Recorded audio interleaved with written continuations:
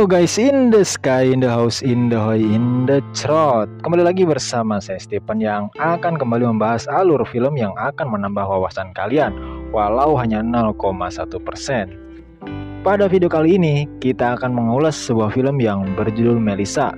Tanpa bersunda gurau lagi, kita langsung saja ke alur ceritanya. Check this trot.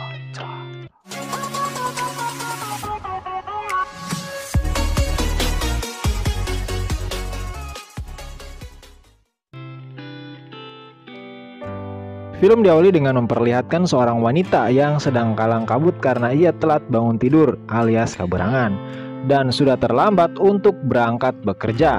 Wanita itu tersebut bernama Daria. Setelah Daria mengobrol dengan ibunya, kemudian ia pergi membangunkan anaknya yang bernama Melissa. Lalu scene berlanjut. Terlihat Melissa yang sedang pergi ke sebuah rumah di mana teman kelasnya itu mengundang mereka semua untuk pesta renang di rumahnya. Saat itu Melissa pergi bersama sahabatnya yang bernama Manuela.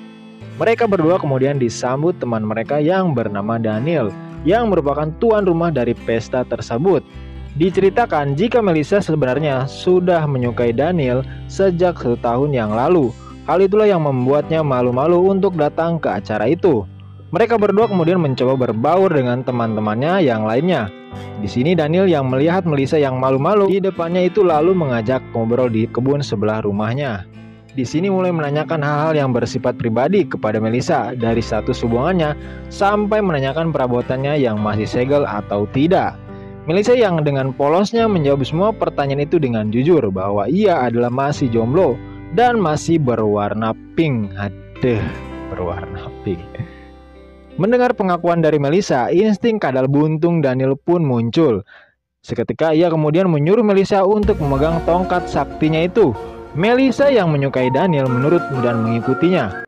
Setelah selesai memainkan tongkatnya, si Daniel itu langsung pergi meninggalkan Melissa. Setelah kejadian itu, Daniel tak pernah lagi menunjukkan dirinya di hadapan Melissa dan juga tak pernah menghubunginya. Hal itu pun membuat Melissa sangat galau. Di hari pertama saat masuk sekolah, setelah libur musim panas, terlihat ada seorang murid baru yang masuk ke kelasnya.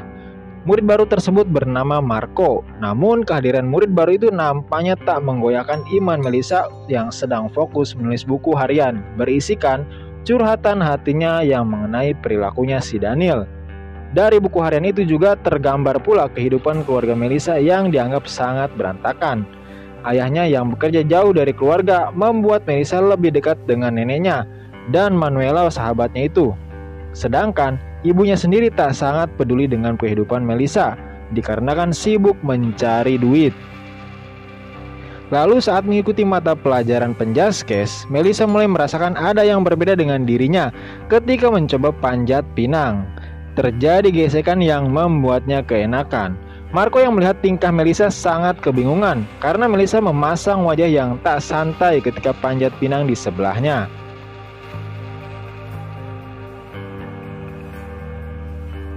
Lantas scene berganti, terlihat Daria yang sedang mengobrol dengan ibunya.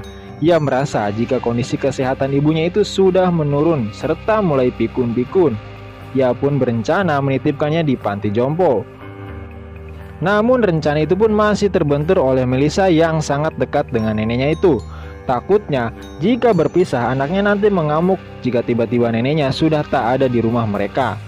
Lalu singkat cerita Melissa yang mendapati kabar jika Daniel sering menongkrong di tempat biliar dengan memberanikan diri kemudian mendatanginya ditemani sahabatnya itu. Di sini Melissa datang untuk meminta kejelasan dengan statusnya bersama Daniel. Lalu kejelasan statusnya akan dijawab Daniel jika Melissa menuruti omongannya. Melissa yang sangat menyukai Daniel malah mengikuti ajakan Daniel untuk pergi ke rumahnya yang sedang kosong.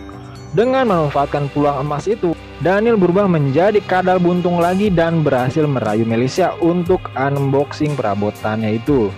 Namun setelah kejadian itu, Daniel pun merasa kecewa dan kembali lagi meninggalkannya karena melihat Melissa seperti tak ingin bersamanya. Di mana sebenarnya Melissa ini telah menyadari jika perasaannya kepada Daniel bukanlah perasaan cinta, melainkan hanya perasaan ingin anu.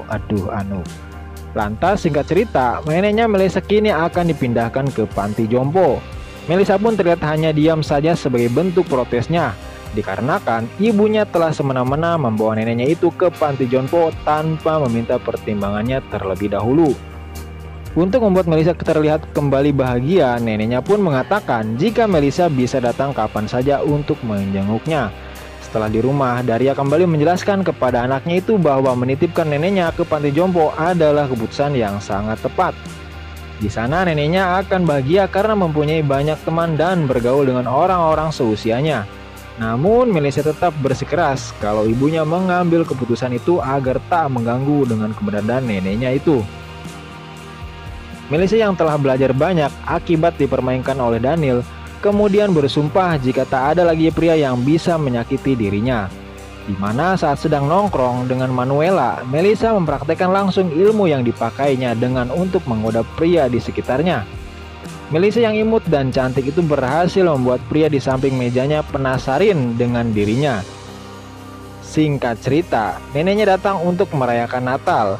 Neneknya merasa jika melihat Melissa telah berbeda dari sebelumnya, lalu mengajaknya untuk bercerita di kamar sambil menyisiri rambutnya itu. Keteguhan hati Melissa melupakan Daniel kembali tergoyahkan saat Daniel menelponnya dan mengajaknya untuk cangkul-mencangkul bersama.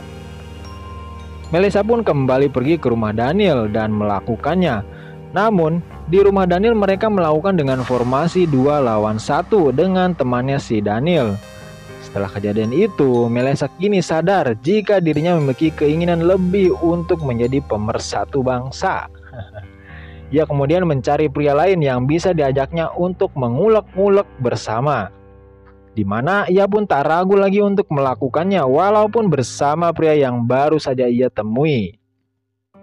Suatu hari buku Melissa dibaca oleh teman-teman sekelasnya yang membuat masalah pribadinya menjadi konsumsi semua orang. Di mana Manuela yang juga ikut membaca buku hariannya. Hal itu pun membuat mereka berdua bertengkar. Melissa kini mulai lebih suka menyendiri dan memakai pakaian yang terbuka. Hari-harinya pun ia lalui dengan bertualang mencari pria lain melalui aplikasi yang berwarna hijau. Lalu Daria yang masuk ke kamar Melissa melihat buku hariannya dan membacanya. Daria pun menyadari jika dirinya telah gagal menjadi seorang ibu karena tak mengetahui masalah anaknya itu. Ditambah lagi, permasalahan Daria semakin rumit karena ia mendapati kabar kalau ibunya telah meninggal. Innalillahi. Melissa yang mengetahui jika neneknya telah meninggal lalu bergegas pulang ke rumah. Di sini ibunya mengatakan bahwa dirinya telah membaca buku hariannya sambil memeluk anaknya. Daria yang meminta maaf atas kurang pekanya ia menjadi seorang ibu. Setelah itu, kehidupan Melissa berangsur-angsur membaik, ditambah mulai akurnya dia dengan Manuela. Sementara Marco yang sudah naksir dengan Melissa sejak hari pertamanya masuk sekolah, memberanikan diri untuk mengobrol dengan wanita pujaannya itu. Tak lupa juga ia menunjukkan hasil lukisannya yang mayoritas melukis wajahnya si Melissa. Hal itu pun membuat Melissa mulai kagum dan tertarik dengan Marco. Lalu di akhir film, terlihat Melissa dan Daria yang pergi berziarah ke makam neneknya. Hubungan mereka berdua terlihat semakin dekat dengan pelukan hangat dan canda gurau di antara mereka. Dan film pun tamat. Ending yang sangat mengencerotkan. Jadi pesan yang dapat kita ambil adalah tulislah buku harian, itu dia. Seperti biasa, jangan lupa like, comment, share, dan subscribe. Terima kasih yang sudah menonton.